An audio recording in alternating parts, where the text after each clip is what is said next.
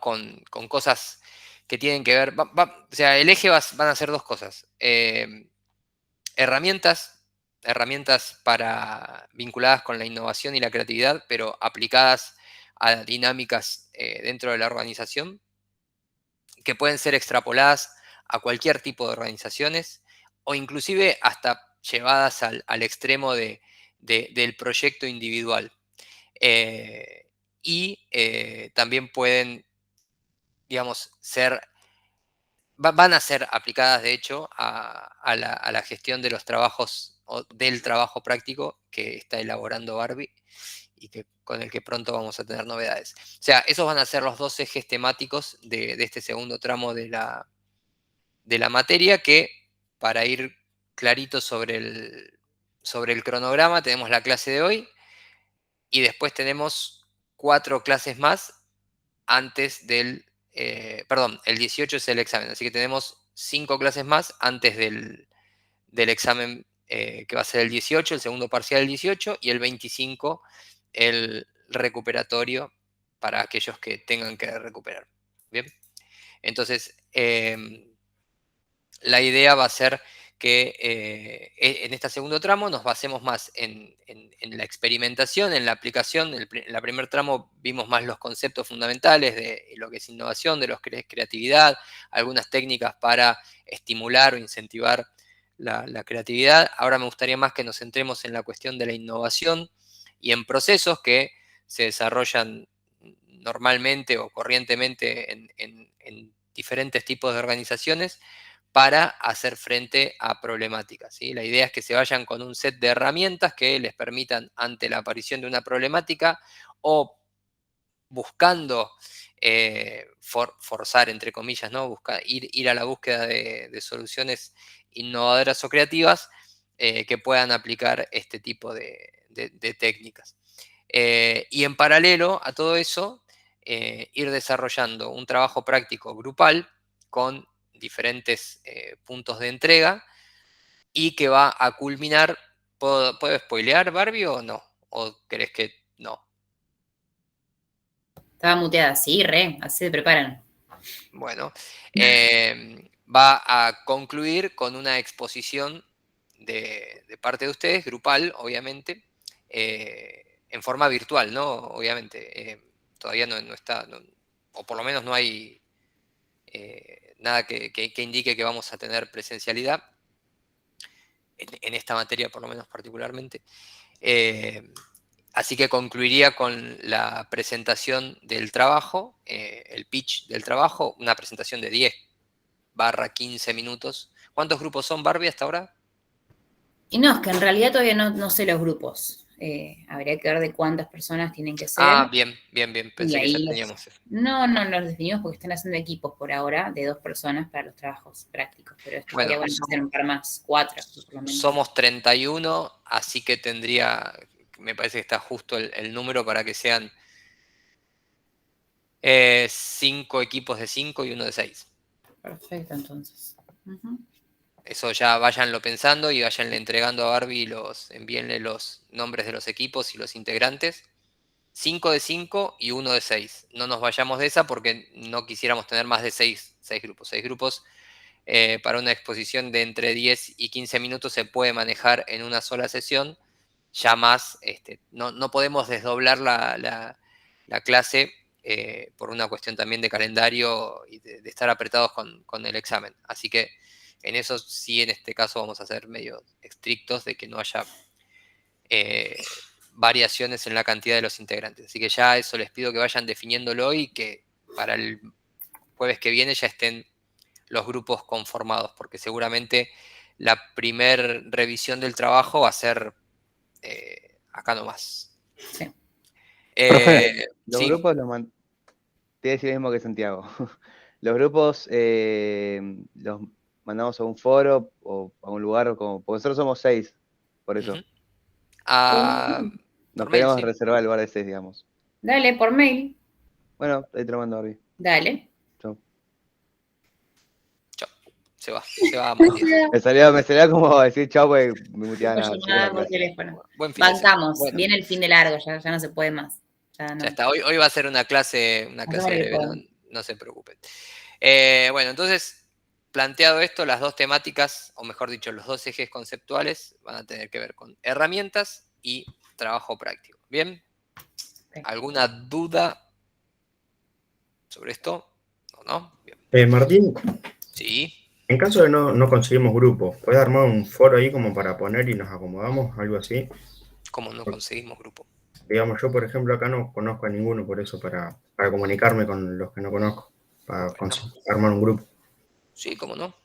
¿Qué cómo quieren que lo hagamos? ¿Quieren que armemos un foro para que puedan comunicarse entre ustedes por los que no queden con grupos? Si no, también podemos poner en algún foro los números de WhatsApp y capaz comunicarnos por ahí entre nosotros para armar los grupos, si quieren. Bien, Que capaz lo vemos más que el foro. como prefieran. Yo les armo un foro con posibilidad de que ustedes puedan editarlo o pueden iniciarlo ustedes el tema de discusión, creo.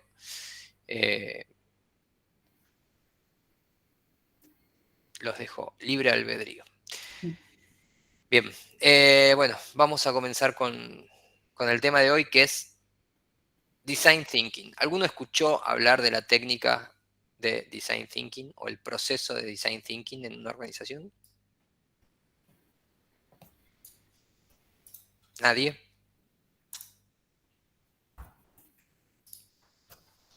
¿No? No, bien, bueno. ¿Qué creen que tiene que ver el Design Thinking? ¿Con qué tiene que ver? Estamos dentro de innovación, creatividad. ¿Alguna idea? Nada. Plasmar algún pensamiento, algo de eso. Bien, porque No, por está ahí. thinking, ahí la palabra Sí. thinking está bien, tiene que ver, muy bien. ¿Alguien más que se anime? No, bueno, están. Yo me imagino más por el lado de, ¿cómo era Scrum, que era así como una línea de pensamiento, como un orden de hacer las cosas, digamos, un proceso. No sé, me lo imagino así.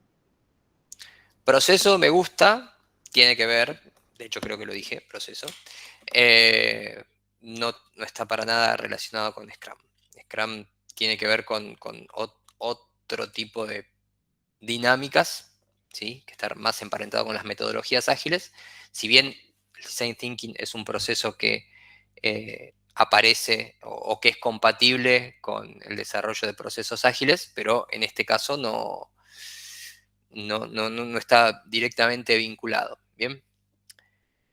¿Qué recuerdan cuando hablamos de la generación de las ideas y de la creación de la generación de las ideas, de la presentación de las ideas? Recuerdan que hablamos de un concepto de valor, ¿no? Ese valor era un concepto subjetivo y que estaba determinado por quién.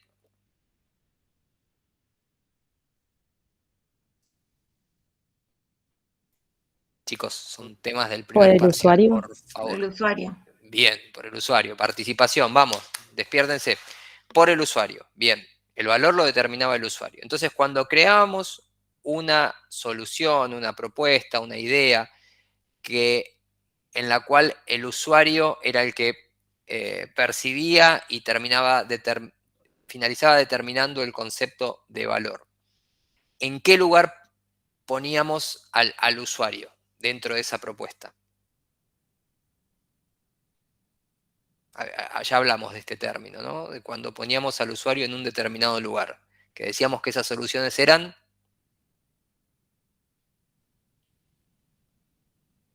¿El usuario es así un satélite, alguien que lo recibe esporádicamente? ¿O cuando la propuesta está orientada hacia el usuario, dónde decimos que está el usuario en el esquema, en la diagramación de esa idea?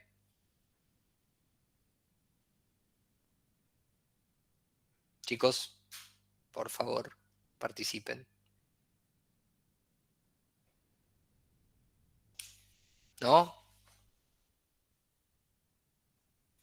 ¿En el centro puede ser?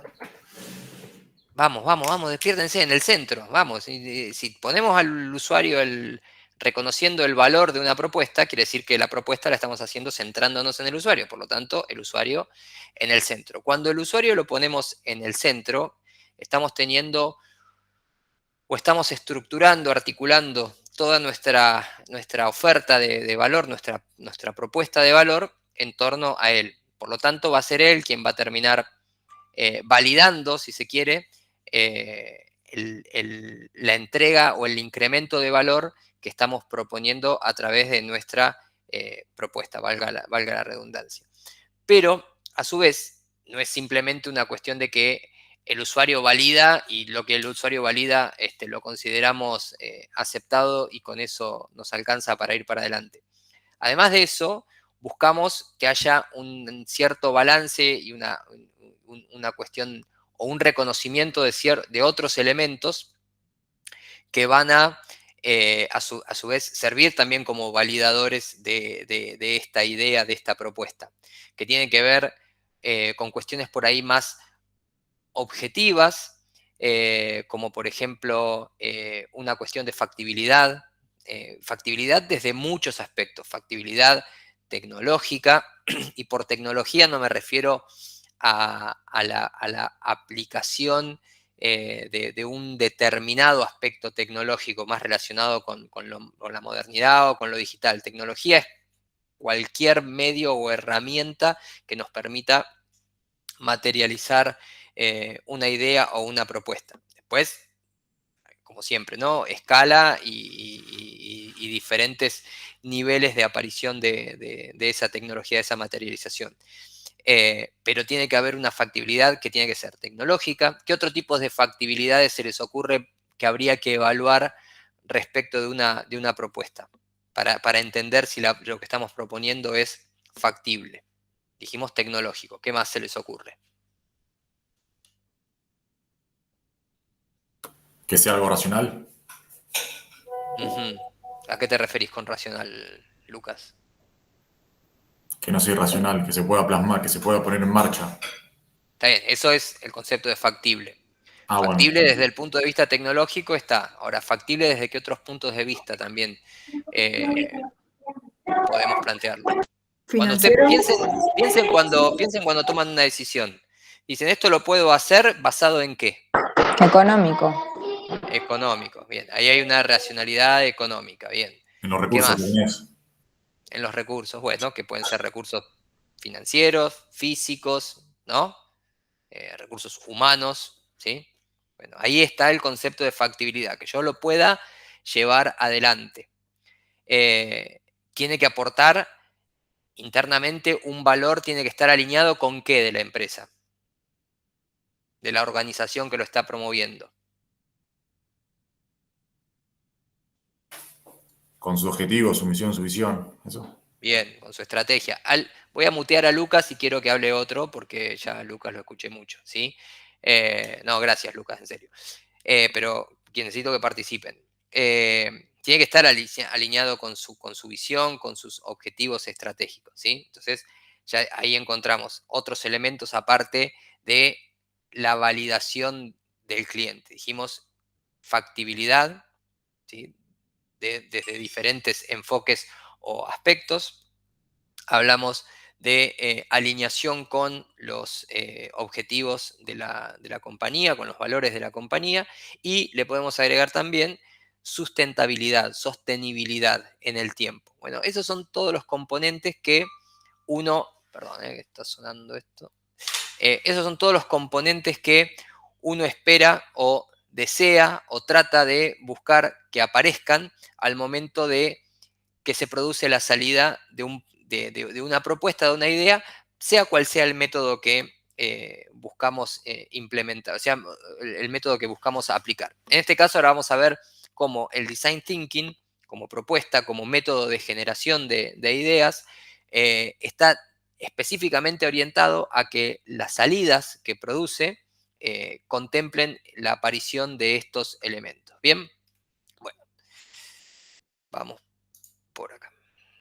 Entonces, como método, como proceso, para la generación de estas ideas que después serán juzgadas como innovadoras o no, recordemos que ya hablamos, ¿no? Los diferentes tipos de innovación y ya no entendemos o ya podemos tener una diferenciación de que la innovación no es romper el molde todo el tiempo, sino que también puede ser incrementalmente ir haciendo las cosas de forma distinta, diferente, para también agregar valor desde allí.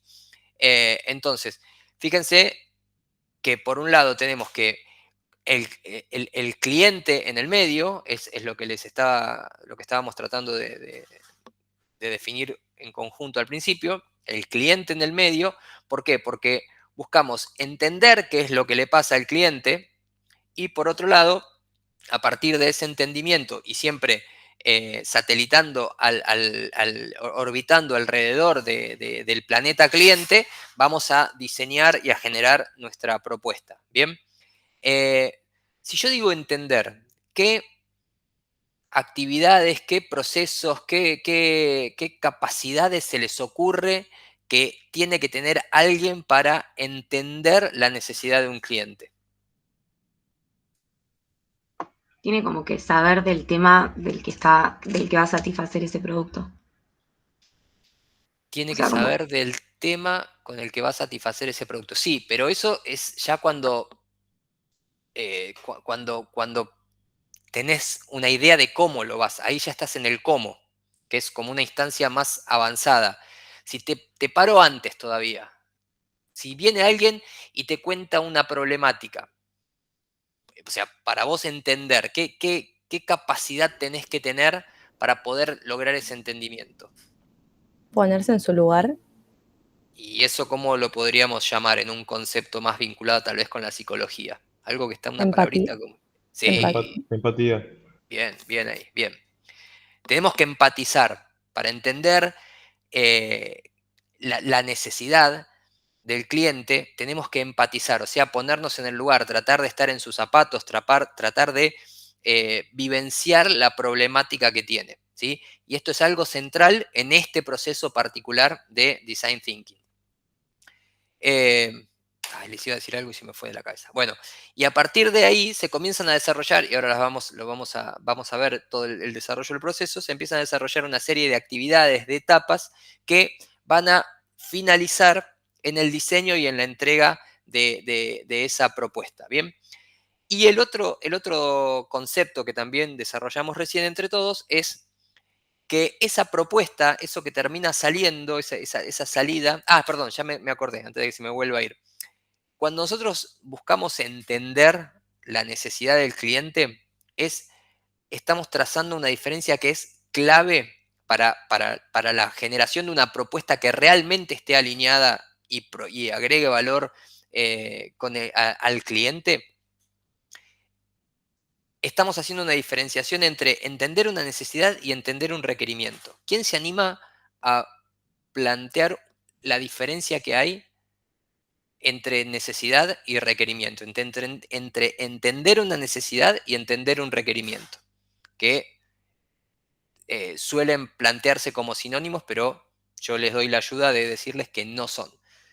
Vamos, lo podemos hacer entre todos, nadie tiene que estar obligado a hacerlo solo.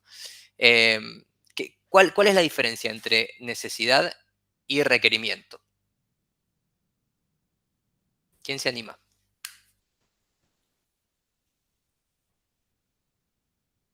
Vamos, llamo yo, ¿eh?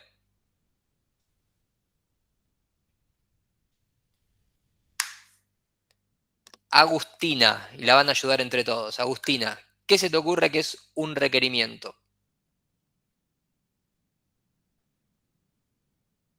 Agustina ha abandonado la reunión. No. Agustina. No quería ir para acá. Bueno, vamos con alguien de la plana masculina. Facu. ¿Se escucha? Sí, cómo no. Bueno, para mí un requerimiento sería cumplir un objetivo o varios para alcanzar algo, tipo como una serie de requisitos, ponele. Sí, lo primero que dijiste no me gustó. Lo segundo Dijiste una palabra requisitos, que por ahí está más emparentada con requerimientos. ¿Quién lo ayuda? A ver, ayudémoslo a definir Profe, un requerimiento, sí. puede ser que por ahí requerimiento sea como que lo tenga algo, por ejemplo, un sistema, y la necesidad es como propia. No sé si me explico. A ver, dale, Em, seguí. Como que la necesidad viene de uno, de la persona, Ujú. y el requerimiento como que lo tenga algo.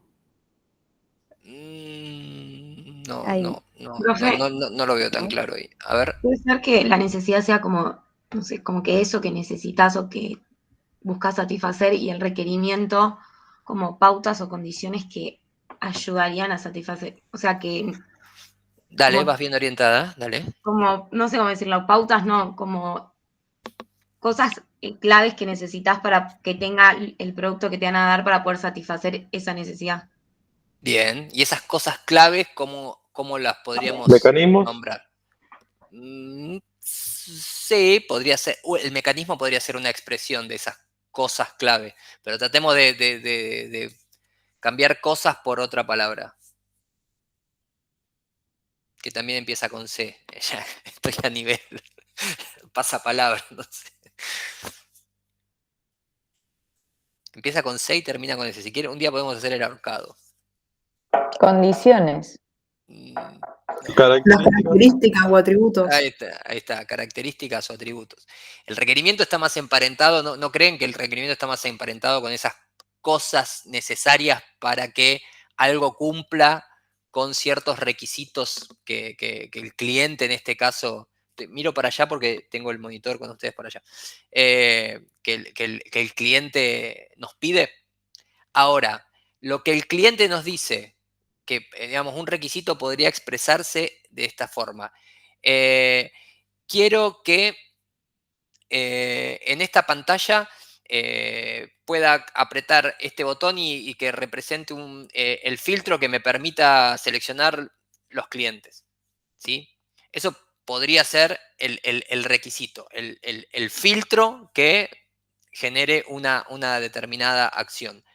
La necesidad generalmente está subyacente atrás de eso y a veces el requisito expresa la necesidad y a veces el requisito no expresa la necesidad. Por eso hay que hacer ese esfuerzo de empatizar, porque tal vez lo que el cliente está pidiendo, lo que el cliente nos está manifestando a través de ese requisito, no está realmente relacionado con su necesidad. Su necesidad es conocer alguna característica específica de sus clientes que él cree satisfacer a través de la articulación con un determinado elemento, por ejemplo, o una determinada característica, en este caso un filtro. Pero tal vez su necesidad pasa por otro lado, ¿sí? Su necesidad de conocimiento sobre el cliente puede satisfacerse de otra manera. Entonces, nosotros, si nos quedamos solamente con el requerimiento, ¿qué le vamos a hacer? ¿Le vamos a hacer algo que implemente ese filtro y el cliente va a estar contento? Sí.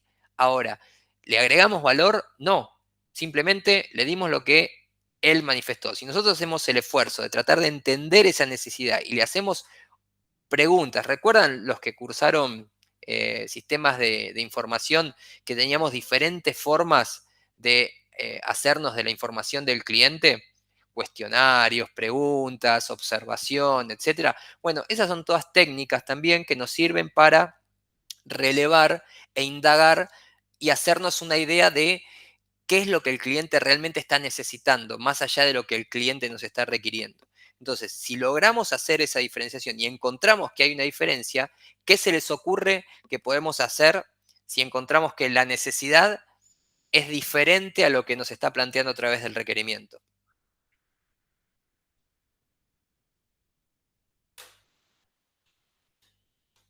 ¿Qué podemos hacer? Si la encontramos que la necesidad es diferente al requerimiento.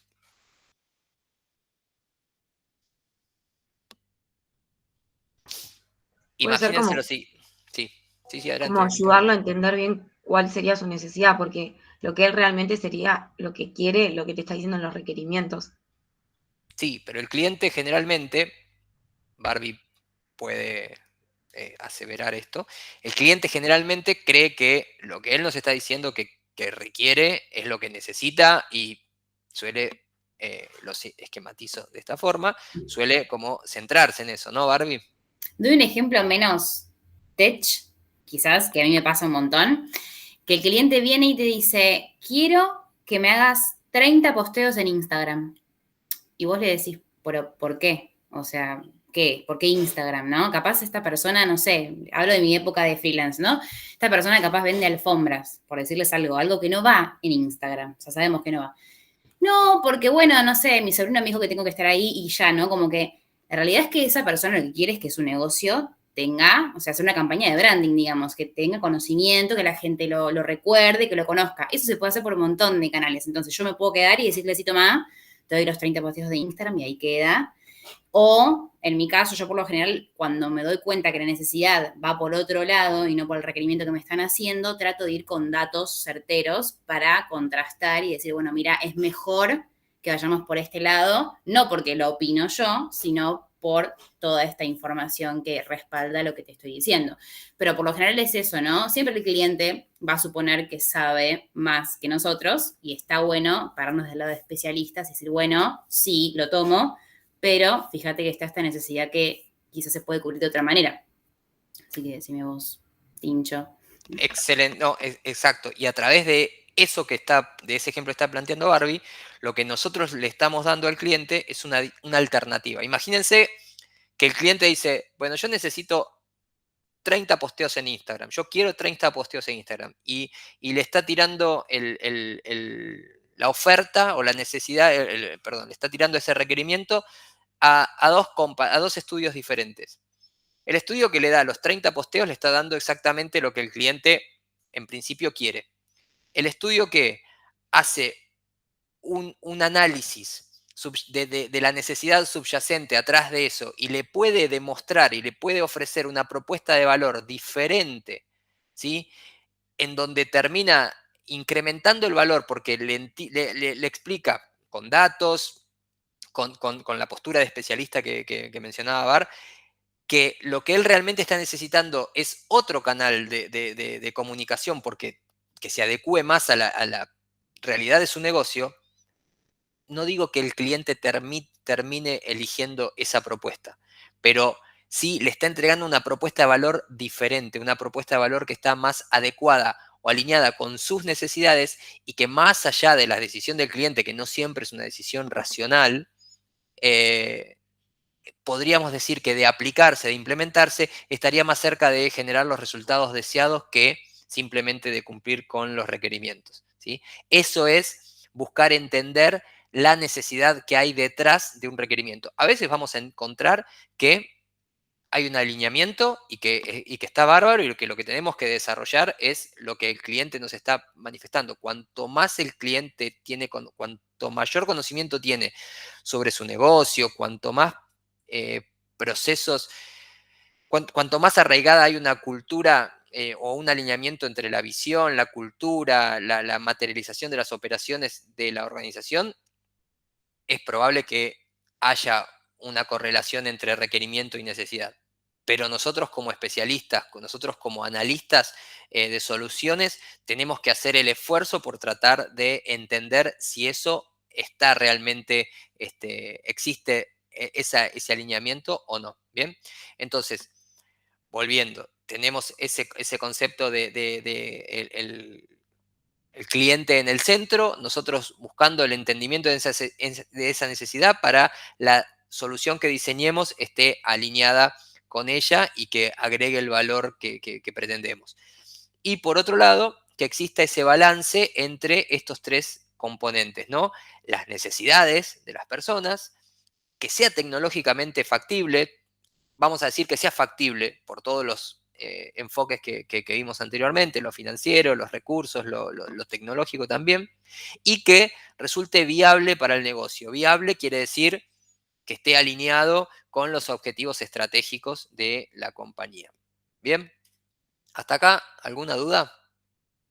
Y esto un poco de contraposición que a veces también nos sirve para terminar de entender una herramienta o un concepto nuevo es cómo se manejaban tradicionalmente la gestión o cómo se pensaba la elaboración de propuestas o de sí, de propuestas, de ideas, a través de esquemas por ahí más conservadores o esquemas más tradicionales, ¿no? De la primera oleada de gestión de proyectos, que tenía que ver con una secuencialidad.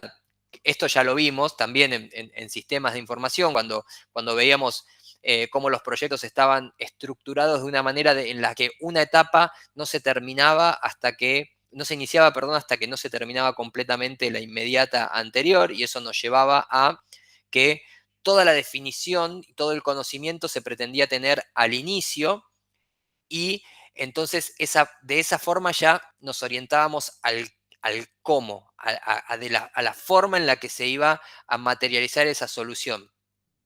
Entonces, si lo importante era entender el 100% de los requerimientos en una primera instancia, las soluciones iban a estar enfocadas más que nada en esos requerimientos y no en las necesidades, porque no había instancia de iterar y de comprobar si la solución que estábamos proponiendo tenía que ver con la necesidad del cliente o simplemente con el requerimiento. ¿Por qué? Porque nos dedicábamos a entender el 100% del requerimiento y estructurar todo el desarrollo de esa solución en función de ese requerimiento. Lo que nos llevaba a después diseñar desarrollar e implementar la solución, y solamente validar si esa solución estaba alineada con la necesidad del cliente hacia el final, con lo cual el costo de tener que hacer algún tipo de retrabajo era altísimo, además de el riesgo, ¿no? Y esto se materializaba en que muchas veces se terminaban entregando productos que no se le había hecho un análisis de factibilidad para poder determinar. Un segundo.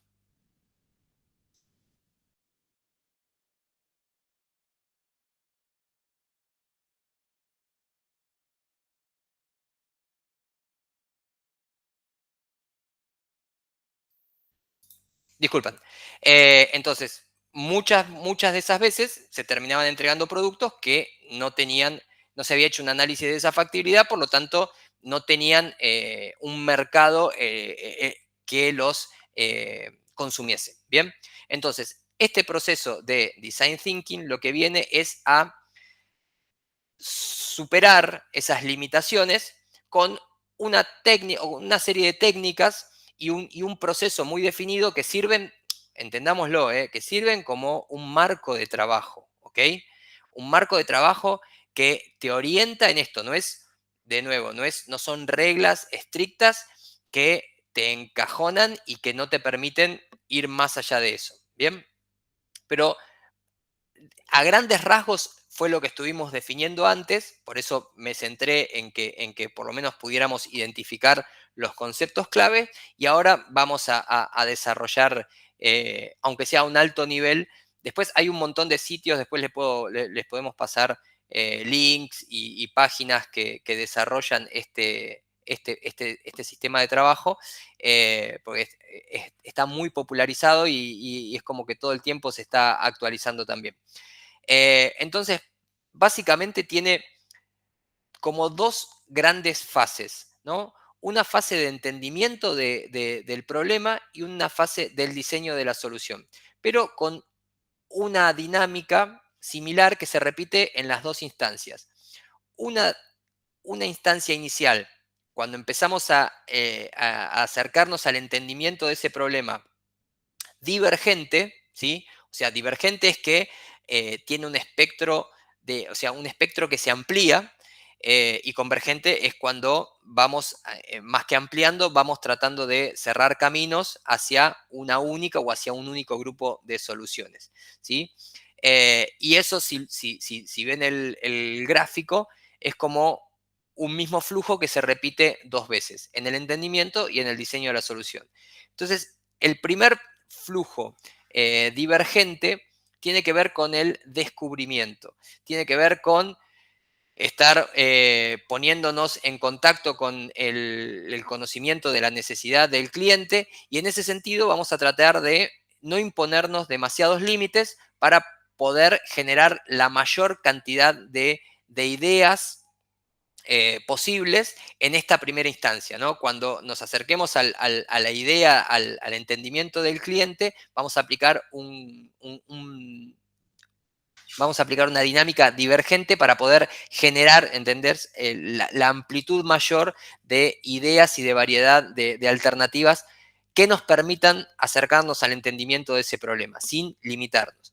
A partir de ahí vamos a aplicar un flujo convergente, o sea que de todo ese set inicial de ideas con las cuales tratamos de entender el problema, empezar a ir filtrando y descartando aquellas que, o aquella, puede ser una o puede ser varias, que nos permitan llegar a una instancia de definición, pero que no es una definición definitiva, es más bien un acercamiento, ¿no? Un primer filtro. Y a partir de ahí, desde ese grupo, ¿sí? O sea, si nos podemos quedar con un grupo manejable, dependiendo también de los recursos involucrados en este proceso, de los recursos humanos involucrados en este proceso, con ese set, vamos a suponer, de 3, 4, 5 ideas con las que nos quedamos, comenzamos a definir el diseño de esa solución. O sea, comenzamos con el entendimiento del problema, generamos un montón de ideas, ¿sí? A partir de acercarnos, de tratar de entender esa necesidad subyacente, y empezamos a cortar distancias, a cortar posibilidades, definiendo un set de ideas con las cuales vamos a comenzar a diseñar las soluciones. Acá empiezan a aplicarse una serie de también diferentes técnicas mediante las cuales se pueden diseñar esas soluciones, pero de nuevo, a partir de esas ideas, otra vez volvemos a aplicar un flujo divergente que nos permita materializar esas ideas sin demasiadas limitaciones, como que podamos volar en ese desarrollo.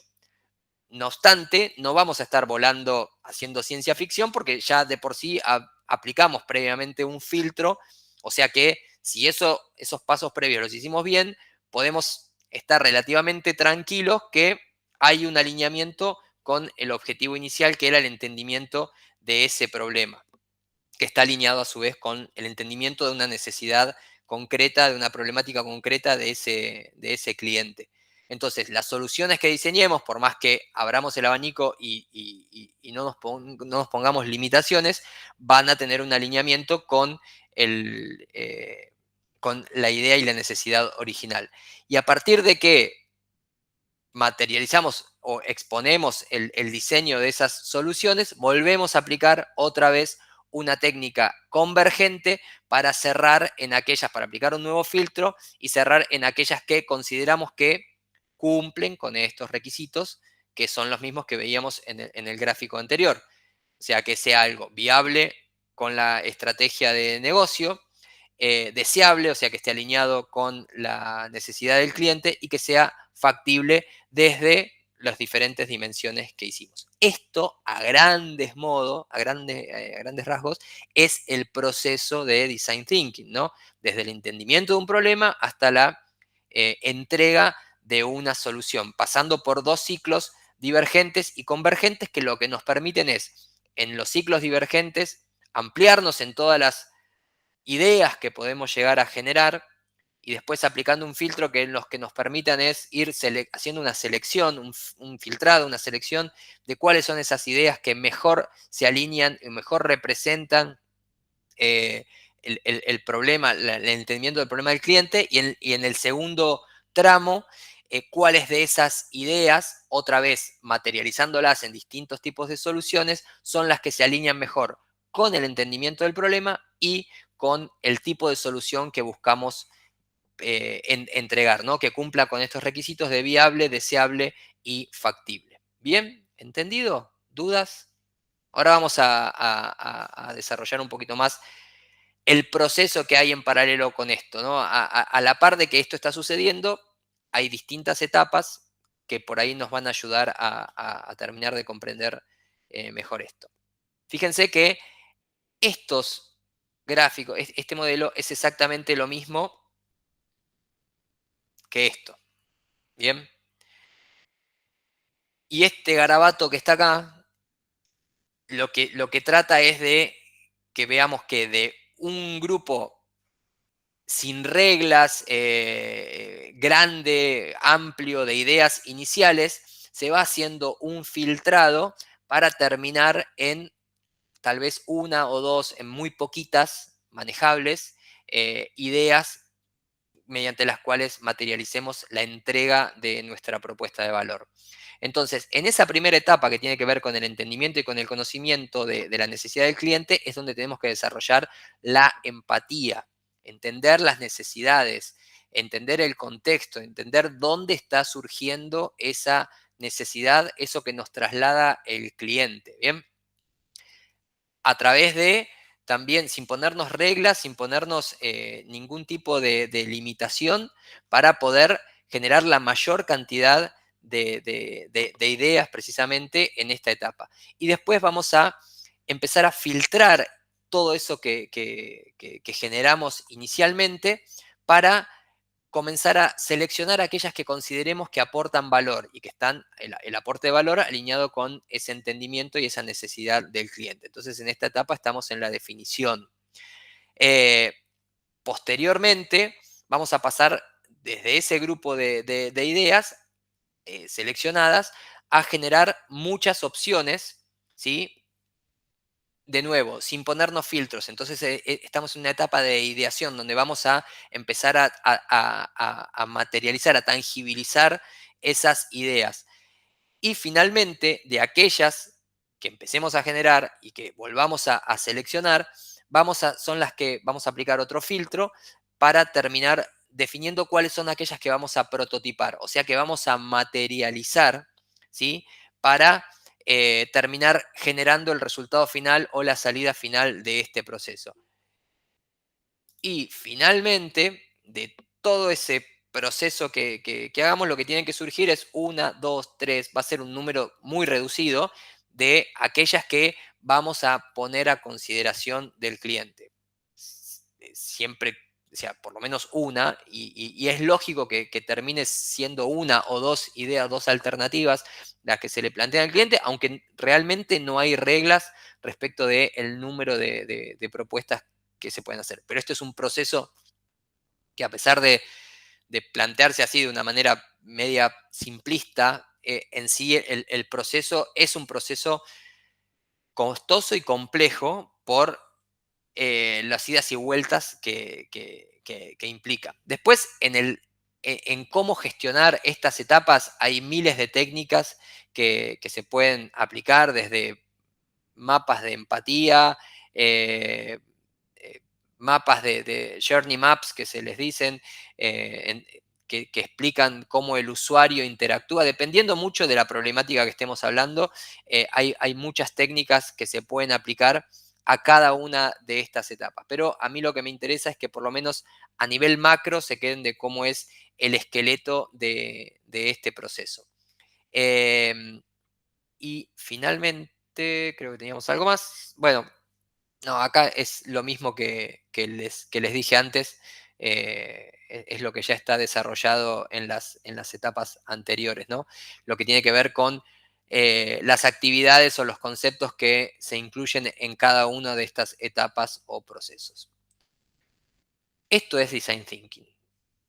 Es una técnica que está muy desarrollada, que se aplica muchísimo en los procesos de innovación dentro de las organizaciones, porque permite partir desde un esfuerzo deliberado orientado al entendimiento de la necesidad del cliente hasta la elaboración de una propuesta que además contemple esos 3 elementos que decíamos anteriormente, ¿no? Que sea factible, que esté alineado con las necesidades del cliente y que esté alineado, que sea viable de acuerdo a las estrategias del negocio.